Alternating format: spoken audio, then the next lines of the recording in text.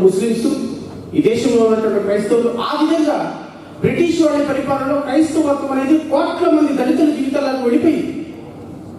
కొన్ని వందల సంవత్సరాలుగా వెళ్ళిపోయింది. ఆ విధంగా 1947లో 6 కోట్ల మందిగా దళితులుగా ఉన్నటువంటి క్రైస్తవులకి కావచ్చు, మిగతా వాళ్ళకి కావచ్చు, రాజ్యాంగం రాయాల్సిన సందర్భం వచ్చింది. రాజ్యాంగం రాయాల్సిన సందర్భం వచ్చినప్పుడు లార్డ్ మౌంట్ బాటన్ వైస్రాయ్ ఆయన ఏమన్నాడు, భారతీయులందరూ వెళ్ళి స్వతంత్రం కావాలి, ఏమైనా స్వతంత్రం కావాలని మాట్లాడతారు. ఏంటి మీరు ఏం పరిపాలించుకోగలుగుతారు? మీకు 40 కోట్ల మంది భారతీయులు, ఈ భారతీయులు పంజాబ్ వాడు అంటేనేమో హర్యానా వాడికి పడదు, హర్యానా వాడు అంటే ఉత్తరప్రదేశ్ వాడికి పడదు, ఉత్తరప్రదేశ్ వాడు అంటే మధ్యప్రదేశ్ వాడికి పడదు, హిందువులు అంటే ముస్లిమ్స్ పడదు, ముస్లిమ్స్ అంటే క్రైస్తవులు పడదు, క్రైస్తవులు అంటే పార్సీలు పడదు. ఈ దేశంలో ఉన్న సంస్కృతులు, భాషలు, వైవిధ్యభరితమైనటువంటి జీవన విధానం, ఇక్కడ ఉన్నటువంటి వాళ్ళ పర్సనల్ లాస్, భారతీయ దేశంలో ఉన్నటువంటి ముస్లిమ్స్ వాళ్ళ ముస్లిం సాంప్రదాయాల ప్రకారం, వాళ్ళ ముల్లా సాంప్రదాయాల ప్రకారం, మహమ్మదీ సాంప్రదాయాల ప్రకారం 4 పెళ్లిళ్ళు చేసుకోవాలి. 4 పెళ్లిళ్ళు చేసుకున్నటువంటి వ్యక్తి రేపొద్దున రాజ్యాంగం రాసేటప్పుడు all are equal before law, article 14 ప్రకారం అంబేద్కర్ గారు రాసేసి అబ్బాయి అందరూ సమానమే, ఈ దేశంలో 4 పెళ్లిళ్ళు చేసుకుంటారు, మీరు ఒకే పెళ్లి చేసుకోవాలంటే ముస్లిమ్స్ ఏమనుకుంటారు? అరే ఈ దేశంలో మా సాంప్రదాయాలు మేము ఈరోజు ఇండిపెండెన్స్ వచ్చిన తర్వాత తరతరాలను చూస్తున్న మా సాంప్రదాయాలు మేము పోగొట్టుకోవాలి. ఈరోజు ముస్లిమ్స్ గా ఉన్నటువంటి మా సాంప్రదాయాలు పోగొట్టేటువంటి రాజ్యాంగం మాకొద్దు, ఈ దేశం మేము పాకిస్తాన్ వెళ్ళిపోతామంటే క్రైస్తవులుగా ఉన్నటువంటి కోట్ల మంది, ముస్లిమ్స్ గా ఉన్నటువంటి కోట్ల మంది, హిందువులుగా ఇది మా దేశం అని చెప్పేటువంటి వ్యక్తులకి 565 సంస్థానాలు, భాషలు, సంస్కృతులు, ఒక రాష్ట్రం ఇంకొక రాష్ట్రానికి పడదు. నాకు 2 వాక్యాలు 2 మతాలు ఉంటే కొట్టుకొని చచ్చిపోయేటువంటి ఈ వ్యవస్థలో ఈరోజు బ్రిటిష్ వాళ్ళ దగ్గర నుంచి మీరు అడుగుతున్నారు స్వతంత్రాన్ని మీరు కోరుకున్న మరుక్షణం 10 సంవత్సరాల్లో మీ దేశంలో ఒక ఉపద్రవం వచ్చి ఒకరినొకరు కొట్టుకొని చచ్చిపోయి, అయ్యా నమస్కారం బాబు బ్రిటిష్ వాళ్ళు మీరే మాకు శరణు, మమ్మల్ని మేము పరిపాలించుకునే పరిస్థితి మాకు లేదు, మీరు మాకు స్వతంత్రం వద్దు పాడొద్దు, మీరే మమ్మల్ని పరిపాలించడానికి మా కాళ్ళ దగ్గరికి వస్తారు, మీరు చూసుకోండి. ఎందుకంటే రెండు మతాలు 2 కులాలంటే కొట్టుకొని చచ్చిపోయే ఈ దేశాల్లో మీ భారతదేశం ఎప్పటికీ కలిసి ఉండదని చెప్పిన లార్డ్ మౌంట్ బాటన్ మాటల్ని విచ్ఛిన్నం చేస్తుంది. ఈ దేశంలో 78-79 సంవత్సరాలు అయినప్పటికీ కూడా భారతీయులందరూ సమానమైన ప్రపంచానికి ప్రజాస్వామ్యం యొక్క రుచి చూపించి ప్రపంచ దేశాల్లో ప్రజాస్వామ్యాన్ని యొక్క ఉన్నతిని, అభ్యున్నతిని పెంచినటువంటి ఒకే ఒక్క పుస్తకం డాక్టర్ బిఆర్ అంబేద్కర్ రాసిన రాజ్యాంగం వల్ల ఈ రోజు ఈ భారతదేశంలో ఉన్న 40 కోట్ల మంది దళితులు, ఈ భారతదేశంలో ఉన్నటువంటి 20 కోట్ల మంది ముస్లింస్ ఇది మా దేశం అని అనుకుంటున్నారు. దానికి కారణం ఏంటో తెలుసా సోదరులారా? అద్భుతంగా ప్రతి ఒక్క మనిషికి సూట్ అయ్యే విధంగా రాజ్యాంగాన్ని పరిణతి చెందినటువంటి చెక్కినటువంటి రాజ్యాంగాన్ని చెక్కినటువంటి అమరశిల్పి డాక్టర్ బిఆర్ అంబేద్కర్ యొక్క నైపుణ్యం. అందుకనే భారతదేశ ప్రపంచ దేశ చరిత్రలో మన రాజ్యాంగానికి ఇంత గొప్ప గౌరవం ఉండటానికి కారణం ఏముంది, నాకు మొక్కలు రాసి అవసరం పడేయటం కాదు. ఒక మనిషి మనసుని చదివి ప్రతి కులాన్ని, ప్రతి మతాన్ని, ప్రతి ప్రాంతాన్ని, ప్రతి వ్యక్తి యొక్క మనస్తత్వానికి అనుగుణంగా రాసినటువంటి రాజ్యాంగంలో ఉండబట్టే 80 సంవత్సరాలు ఈ దేశం మాది అని ప్రతి ఒక్కరు ఆమోదం చేసుకోగలుగుతుంది. ఇది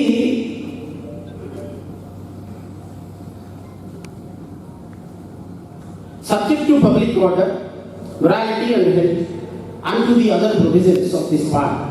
All persons are equally entitled to freedom of consciousness and the right freely to profess, practice and propagate religion.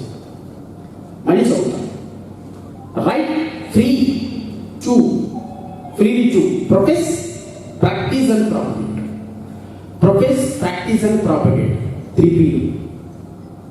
భారతదేశంలో పుట్టిన ప్రతి వ్యక్తి డాక్టర్ బిఆర్ అంబేద్కర్ చెప్పినటువంటి రాజ్యాంగం ప్రాథమిక హక్కుగా ప్రతి వ్యక్తి irrespective of caste, creed, community, sex, religion, ఏ ఒక్క వ్యక్తి అయినా సరే 2 కాళ్ళతో 2 చేతులతో పుట్టాడు అంటే ఆ వ్యక్తి ఏ మతాన్నైనా, నువ్వు హిందువా, క్రిస్టియన్ గా జీసస్ దగ్గరికి వెళ్ళు, నువ్వు జీసస్ క్రిస్టియన్ గా పుట్టావా, నువ్వు రామాలయానికి టెంపుల్కి వెళ్ళు, నువ్వు ముస్లిం గా పుట్టావా, నువ్వు జీసస్ నువ్వు చర్చికి రా.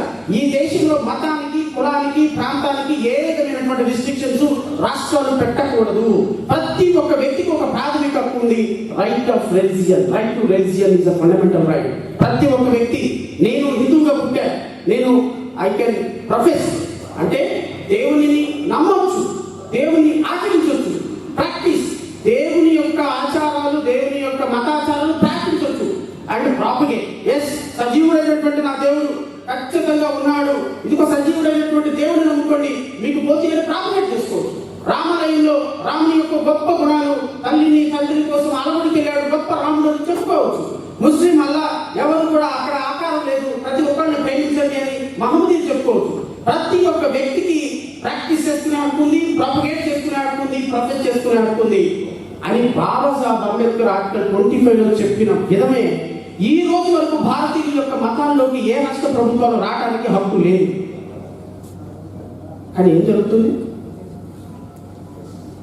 ఇప్పుడు జరుగుతున్నది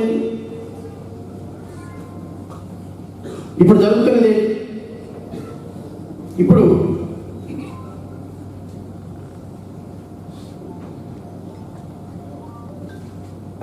జస్ట్ గూగుల్లోకి వెళ్ళి how many states anti conversion laws ఉన్నాయని ఒక చిన్న గూగుల్లోకి వెళ్ళి ఒక చిన్న టైప్ చేయండి. 12 రాష్ట్రాలు అన్నీ కూడా బీజేపీ పరిపాలించారు anti conversion law.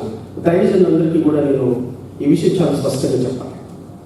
What is mean by anti conversion law? Anti conversion law Andhra Pradesh భారతదేశం ఇప్పటి వరకు ఆర్టికల్ 25 ఏం చెప్తుంది? నువ్వు ఏ రిలిజియన్లోకి వెళ్ళిన వ్యక్తిని ఆపకూడదు. నేను హిందూగా పుట్టా, జీసస్ దగ్గరికి వెళ్ళి దేవుడిని నమ్ముకుని చర్చి కంటే ప్రేయర్ చేస్తా, తప్పెట్లా ఉంటుందని? ఆ సాంప్రదాయ ప్రాక్టీస్ చేసుకోమన్నాడు, ప్రొఫెస్ చేసుకోమన్నాడు. జీసస్ సాంప్రదాయ ప్రకారం నేను పెళ్లి చేసుకుంటా, వాట్ ఈస్ రాంగ్? నేను ఇంట్లో పుట్ట పెట్టుకుంటా, వాట్ ఈస్ రాంగ్? నా తల్లిదండ్రులు చనిపోతే జీసస్ సాంప్రదాయాల ప్రకారం నేను కూర్చుంటా, what is wrong? It is my fundamental right. మన రైట్ కోసం అడిగేటువంటి హక్కు ఆర్టికల్ 25 ప్రకారం మనకు ఉంది అని మనం అడుక్కోలేని దీన స్థితిలో ఈ క్రైస్తవ సమాజం ఉండిపోవడానికి కారణం ఏంటో తెలుసా? తెలిసినా కానీ నోరు ఎత్తని మనస్తత్వాలు, బానిస మనస్తత్వాలుగా మనం ఉన్నాం కాబట్టి ఎత్తలేకపోతున్నాం.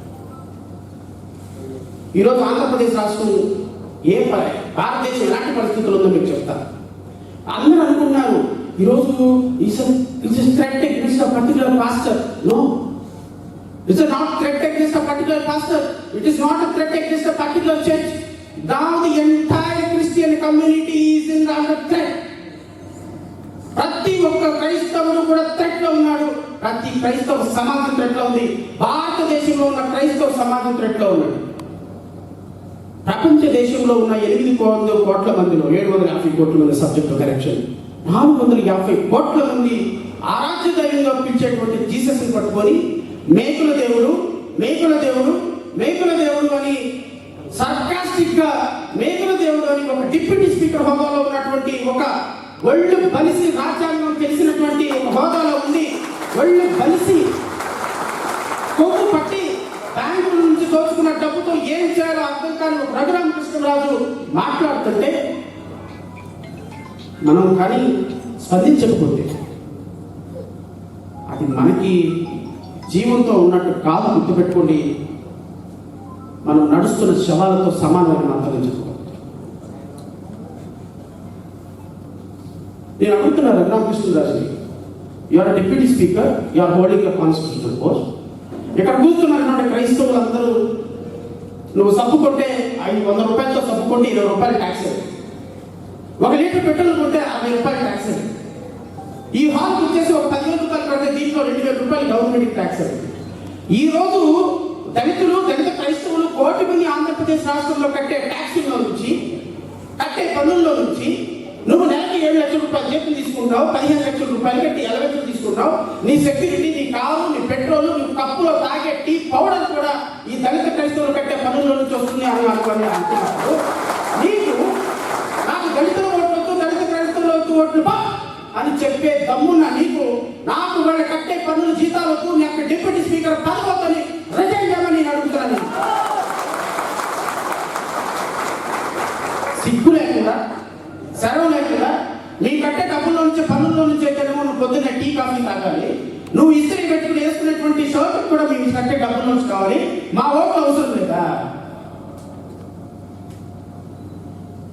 ఈ కండ కావడాన్ని నిలువెల్లా చీల్చి చండాడాల్సిన బాధ్యత మన మీద ఉంది సోదరులారా, గుర్తుపెట్టుకోండి. ఎక్కడున్న ప్రతి ఒక్కరికి చెప్తున్నా. నేను రఘురామకృష్ణరాజు కూడా చెప్పాను. నేను మొన్నే రఘురామకృష్ణరాజు యుద్ధం నువ్వు మొదలు పెట్టావు, ముగింపు నీవిస్తా నీకు అని చెప్పాను. ముగింపు నీవిస్తా నీకు. డిప్యూటీ స్పీకర్ పదవుల నుంచి కాదు, రాజకీయాల్లో నుంచి నిన్ను శాశ్వతంగా దళితులతో క్రైస్తవులతో ఎందుకు పెట్టుకున్నానని కుమిలి ఏడ్చే రోజు నీకు తొందరలోనే ఉంది.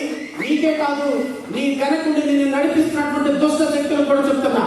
ఆంధ్రప్రదేశ్ రాష్ట్రమే కాదు, నువ్వు చూపించినటువంటి వివక్ష ఈ రోజు భారతదేశ యాత్రగా, భారతదేశ ఉద్యమంగా దళిత క్రైస్తవుల ఉద్యమం మారబోతుంది.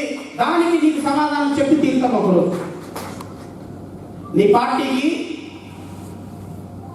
నేను వెనకుండా నడిపిస్తున్న బీజేపీ పార్టీకి కూడా చెప్తా.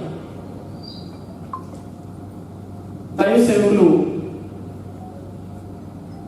ఈ మాట స్పష్టంగా మీరు వినాలి.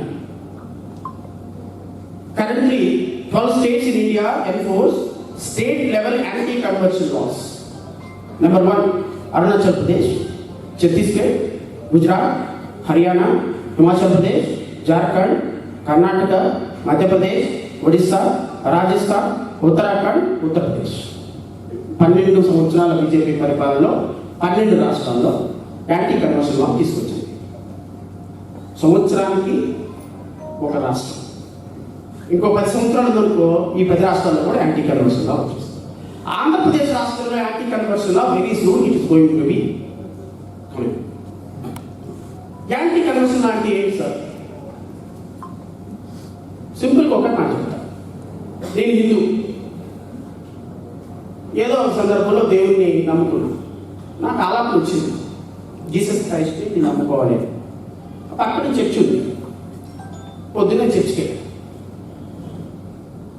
పాస్టర్ గారు ఏమంటారు, సార్ నేను దేవుడిని నమ్ముకున్నాను, పాస్టర్ తాయిగా వచ్చి ప్రార్థన చేస్తూ వాడు సండే చర్చికి రా అంటారు. నువ్వు హిందూ నా చర్చికి రావద్దు, నెట్టేస్తారు. నెట్టారు కదా, రమ్మ. ఎవరైనా హిందూ ఆయన మనసు మారి ఆ పాస్టర్ 25 చదివి చర్చికి వస్తే ఆయన్ని మత మార్పిడి చేసినటువంటి వ్యక్తిగా పాస్టర్ గారి మీద 3 సంవత్సరాలు జైలు శిక్ష పడే కేసు కడతారు. పాస్టర్ గారు నాకేం సంబంధం లేదే, నేను రమ్మలేదు. నో అదంతా మీరు కోర్టులో తెచ్చుకో. యాంటీ కన్వర్షన్ మీరు హిందువుని తీసుకొచ్చి చర్చిలో కూర్చోబెట్టారు కాబట్టి మీరు రెస్పాన్సిబుల్. ఇది ఈ రాష్ట్రాల్లో ఇంప్లిమెంట్ అవుతారు. అందుకని ఈ రాష్ట్రంలో క్రిస్టియానిటీ కంప్లీట్గా డ్రాస్టిక్గా తగ్గిపోయింది. కారణం ఆర్టికల్ 25 మీద ముక్కు బాధ మోపేటువంటి భారతీయ జనతా పార్టీ, ఆర్ఎస్ఎస్, బజరంగ దళం యొక్క secret agenda. I can say that Raghuram is a drop in the ocean. అసలు వాటి గురించి మనం ఆలోచించాల్సిన అవసరమే లేదు. ఇది కూడా ఒక ట్రాష్ పేపర్తో సమానం. కానీ ఇంతకంటే సీరియస్ థ్రెట్ ఇంకొకటి ఉంది. రాష్ట్ర ప్రభుత్వాలు 1 కోటి మందిగా ఉన్నటువంటి దళితులని, దళిత క్రైస్తవుల్ని ఒక ఓటు బ్యాంక్గా చూస్తారు. ఓటేస్తాడు, అయిపోతాడు, వాడి మాట. ఆ రోజుకి ఏదో 4 మాటలు చెప్పొచ్చు, ఏం పర్లేదు. మరి ఓటేసావు, వెళ్ళిపోయావు. మరి నాకు చర్చి కోలుకోవడానికి, లేకపోతే నీ చర్చి కట్టడానికి పర్మిషన్ 25 ఏళ్ల క్రితం కట్టిన చర్చికి పర్మిషన్ అడుగుతున్నాను. ఈరోజు చర్చికి వచ్చేటువంటి ఎంప్లాయీస్ మీద టార్గెట్ చేస్తున్నాం. అసలు చర్చికి వచ్చే ఎంప్లాయీస్ మీద టార్గెట్ చేసి, ఇంతకు ముందు తమ్ముడు చెప్పాడు, మ్యారేజెస్ అన్ని వాళ్ళు చర్చిలో చేసుకోవడం లేదు అంటే, ఒక ఎంప్లాయీని చర్చికి రానియకుండా చేసేటువంటి ఒక డిఫెన్స్ మోడ్ జరుగుతున్నప్పుడు రేపు మా చర్చి నిర్వహణ ఎలా కొనసాగుతుంది? చర్చి నిర్వహణ మీద, చర్చి ఆర్థిక మూలాల మీద దెబ్బ కొట్టేటువంటి ఒక సిస్టమాటిక్ ప్రయత్నం ఆర్గనైజ్డ్ గా జరుగుతుంటే దాన్ని నిర్వహించాల్సినటువంటి బాధ్యత దైవ సేవకులుగా, దేవుడిని నమ్ముకున్నటువంటి వ్యక్తులుగా, మన క్రిస్టియానిటీకి ఒక ప్రాథమిక హక్కుగా మనం పూజ చేసుకోవడానికో లేకపోతే మనం ప్రార్థన చేసుకోవడానికో పరిస్థితులు కల్పించలేనప్పుడు మనం చేయాల్సినటువంటి ఉద్యమం చర్చిలోనా, రోడ్డు మీద? నేను దైవ సేవకులందరినీ కోరుతున్నా, మీరందరూ కూడా చాలా గొప్పగా ప్రార్థన చేస్తారు. మంచిదే, ప్రార్థన చేస్తారు. మరిన్ని వార్తా విశేషాల కోసం చూస్తూనే ఉండండి H1 news AP channel updates కోసం సబ్స్క్రైబ్ చేయండి.